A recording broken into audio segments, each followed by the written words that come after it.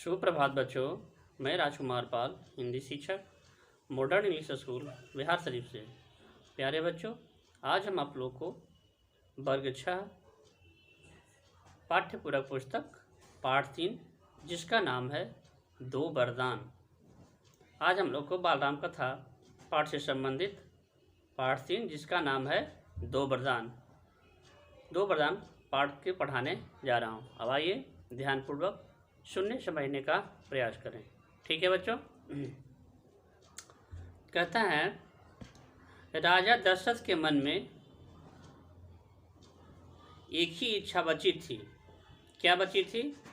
तो राम का राज्याभिषेक। ठीक है, उन्हें युवराज का पद देना। अयोध्या लौटने के बाद से ही उन्होंने राम को राम काज में शामिल करना शुरू कर दिया था। उनका एक ही इच्छा था कि अब हमारे बाद राम का ही राज्याभिषेक हो, राम ही इस पद को सुशोभित करें। ठीक है, और राम को ही राजा बनाया जाए। सारे उन्हीं देखरेख में काम और संसार चलेगा। ठीक है बच्चों। तो राजा दशरथ के मन में विचार था। राम यह जिम्मेदारी अच्छी तरह निभा रहे थे। उनकी विनम्रता, विद्वता और पराक्रम का लोहा भी सभी मानते थे। प्रजा उनको चाहती भी थी। दशरथ के लिए वह तो प्राणों से प्यारा थे। दरबार में राम का सम्मान निरंतर बढ़ रहा था। राजा दशरथ वृद्ध हो चले थे।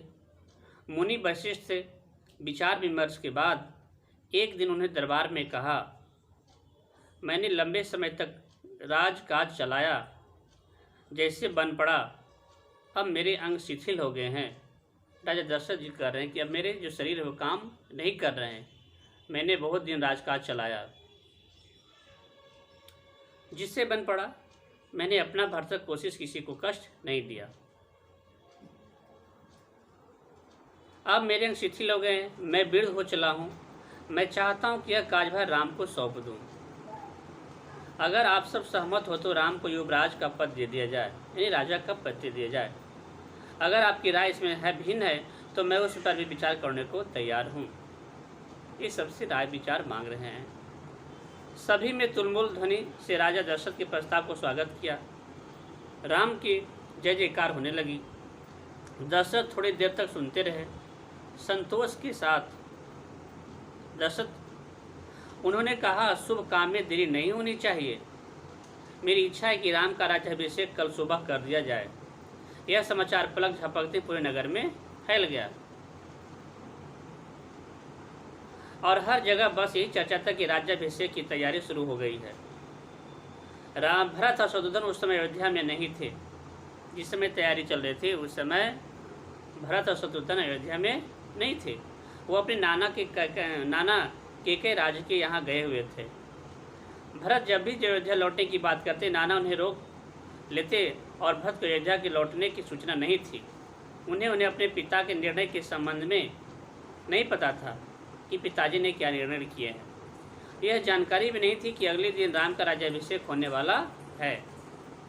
केकई से एक दिन में भरत और शत्रुघ्न का आना संभव भी नहीं था, काफी दूरी था। राजा दशरथ इस संबंध में राम से चर्चा की। कहा कि भरत यहाँ नहीं है, पर मैं चाहता हूँ कि राज्याभिषेक का कार्यक्रम न रोका जाए। यानी अच्छे काम है जो शुभ काम में, उसमें कोई विलंब न की जाए, इसे बाधा न डाला जाए। उन्होंने राम से कहा, जनता ने तुम्हें अपना राजा चुना है। तुम राजधर्म का पालन करना। कुल की मर्यादा रक्षा तुम्हारे हाथ में है। यानी वंश, कुल मतलब यहाँ वंश होता है। राज्याभिषेक की तैयारी रानी कैकेयी की दासी ने भी देखी। मंथरा ने शुरू में उसे इस चहल पहल का कारण समझ में नहीं आया। मंथरा को उनसे इसे कोई अन्य अनुष्ठान समझा। इतनी रौनक, ऐसी सजावट, ऐसा कुछ उसने अन्य अनुष्ठानों से नहीं देखा था जिस तरह से इसमें हो रहा था। उसे अचंभा हुआ। फिर उसने रानी कौशल्या की दासी से पूछा, उसे तब पता चला कि कल राम का राज्याभिषेक होने वाला है। यह उत्सव उसी के लिए हो रहा है, राम के लिए हो रहा है। मंसा जल भुन गई, यानी गुस्सा के मारे जल भुन गई। राम का राज्याभिषेक उससे षड्यंत्र लगा कैकेयी के विरुद्ध। वह कैकेयी की दासी थी बचपन से। कैकेयी का हित उसके लिए सर्वोपरि था। मंसा उसे अपना हित मानती थी। वह कैकेयी की मुँह लगी थी, यानी जो कहती थी उसी बात माननी पड़ती थी। रानी कैकेयी भी उसे बहुत मानती थी। क्रोध से आग बोला मंसा निवास की ओर दौड़ा। ठीक है, भागी सीधे कैकेयी के कक्ष में। वहाँ हाँफ रही थी। क्रोध से चेहरा लाल था। भागने के कारण सांस उखड़ रही थी। उसने अपनी रानी कैकेयी को सोते हुए देखा।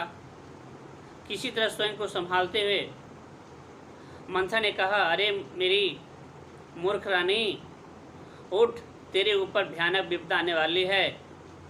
देखिए कैसे आग सुलग रही है, बात को बिगाड़ने के लिए चाह रही है। विपदा ने, और यह समय सोने का नहीं, होश में आओ, विपत्ति का पहाड़ टूटने वाला है। इससे पहले जाग जाओ। रानी कैकेयी नींद से चौंक कर उठी। उन्हें मंसा की बात समझ में नहीं आई। बात क्या है, कि क्या कर रही है, तुम इतनी घबराई क्यों हो, सब कुशल तो है? उन्होंने पूछा। कैसा कुशल, कैसा मंगल? सब मंगल होने वाला है। तुम्हारे सुखों का अंत। महाराज दशरथ ने कल राम का राज्याभिषेक करने का निर्णय लिया है। अब राम युवराज होंगे, यानी यहाँ का राजा राम होंगे। यह तुम शुभ समाचार है। कैकेयी ने प्रसन्नता से अपने गले का हार उतार कर मंसा को दे दिया। मैं बहुत प्रसन्न हूँ। राम युवराज पद के लिए हर तरह से योग्य है। वो भी सहमत। रानी, तुम्हारी बुद्धि फिर गई। ये फिर मंसा कर रही है, उसमें कलह डाल रही है। मति मारी गई है। सवाल राम की योग्यता का नहीं, राजा दशरथ का षड्यंत्र है, तुम्हारे अधिकार छीनने का है। मंसा ने हार दूर तक फेंकते हुए कहा, यह षड्यंत्र नहीं तो और क्या है? कल सुबह राज्याभिषेक है। भरत को जानबूझकर निहाल भेज दिया, समारोह के लिए बुलाया तक नहीं। ये सब क्या है? आधा भाई है, आधा नहीं है, तो ये सब षड्यंत्र है। कैकेयी का स्वर उग्र तो हो गया। उन्होंने मंसा को डांटते हुए कहा, राम के प्रति मेरा अगाध स्नेह है। वो मुझे माँ के समान मानते हैं। तो मुझे षड्यंत्र दिखाई देता है। यह षड्यंत्र नहीं है। राम के बाद भरत ही राज बनेगा।